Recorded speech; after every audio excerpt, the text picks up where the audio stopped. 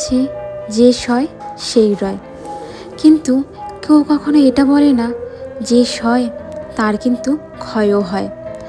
সামনের মানুষটার কতটা কষ্ট লেগেছে অন্য মানুষগুলো কখনোই দেখে না। তার মনে কিন্তু বিশাল আঘাত এনে চলে গেছে, সেটাও কারো নজরে পড়ে না।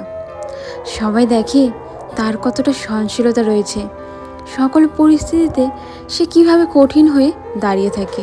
যে কোনো পরিস্থিতির মোকাবিলা করার ক্ষমতা যেন তার কাছেই আছে। একটা জিনিস লক্ষ্য করলে দেখতে পারবেন, সবাই কিন্তু নিজের প্রশংসা নিজেই করে। আমি কিন্তু একা একা সব করতে পারি, তুমি কেন করতে পারো না?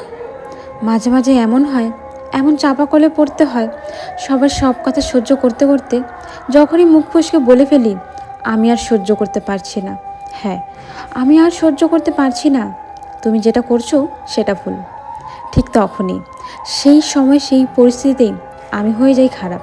কেন? এর কিন্তু একটা অনেক বড় কারণ আছে। আমি এতদিন পর্যন্ত কোনো কথা বলিনি, এই জন্যই বলা হয় সবসময় সইতে নেই। তুমি যতটা সহ্য করতে পারবে তার সীমার মধ্যে সহ্য করো। যদি চাপা কলে পড়তে হয় তাহলে কিন্তু তোমার জীবনটাই কষ্টের হবে, কেউ এসে তোমার কষ্টের ভাগিদার হবে না।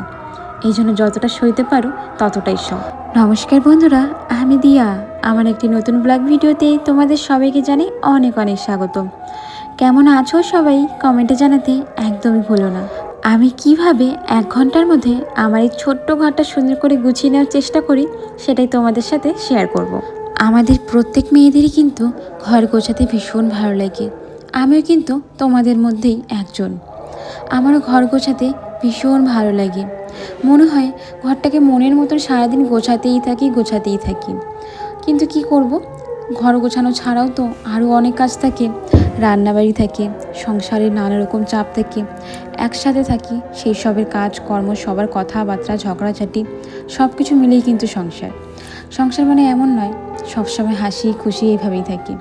এর মধ্যে অনেক রকম ঝড়ঝাপটা আসে, কখনো হাসি, কষ্ট, দুঃখ, এসব নিয়েই আমাদের জীবন। যেমন গ্রীষ্ম, বর্ষা, শরৎ, হেমন্ত, শীত, বসন্ত, একের পর এক ঋতু তো পাল্টে যায়, ঠিক তেমনই আমাদের এই জীবনটা। কালকে রাত্রেবেলা না কমেডি ভিডিও বানাতে গিয়ে বেশ অনেকগুলো ক্যারেক্টার হয়ে গিয়েছিল। এতগুলো জামা কাপড় বের করেছিলাম, একবার তো মনে হয়েছিল শোকেসের সব জামা আজকে আমি বের করে ফেলছি। রাত্রেবেলার সময় পাইনি, আর সময় পেলেও একদম ক্লান্ত ছিলাম, এই জন্য কোনো কাপড় না আর গোছাইনি, সকালে রেখে দিয়েছি। এখন খাওয়া দাওয়া করে আমি কাপড়গুলো গুছিয়ে নিচ্ছি।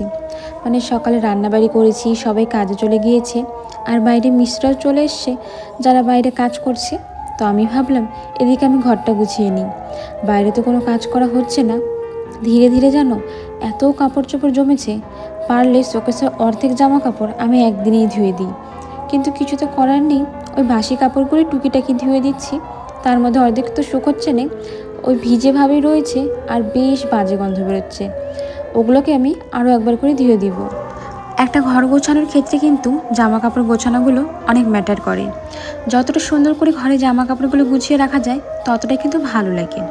হ্যাঁ, শোকেসে জামা কাপড়গুলো দেখা যায় না অবশ্যই, কিন্তু যখন শোকেসটা খোলা হয় আর সামনে যদি কেউ থাকে আর জামা কাপড়গুলো একদম এলোমেলো থাকে, দেখতে কিন্তু ভীষণ খারাপ লাগে।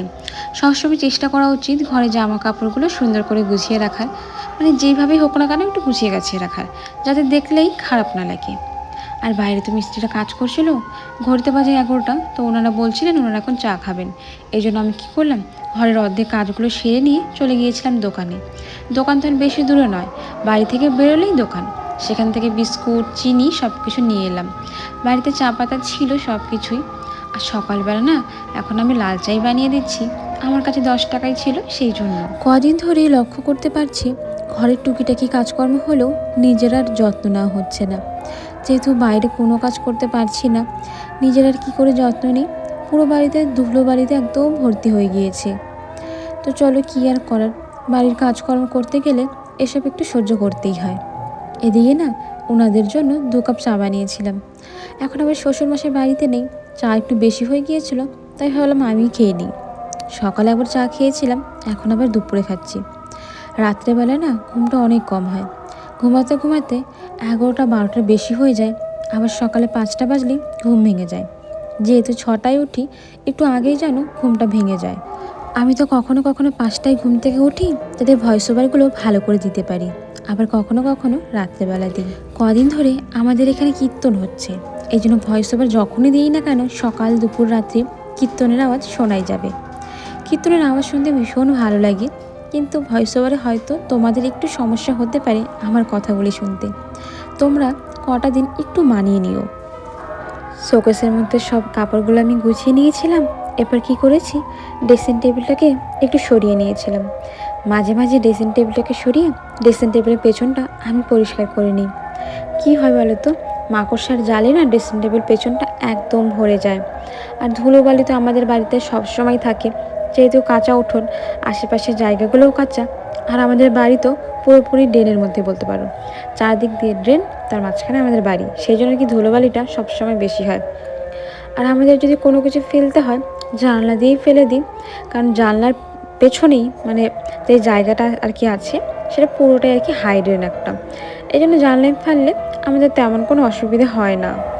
ঘরটা তো গুছিয়ে নিয়েছি, এখন শুধু ঘরটা মোছার বাকি। কিন্তু এখন আর ঘর মুছতে পারবো না, ঘর মুছবো একদম সন্ধ্যার দিকে।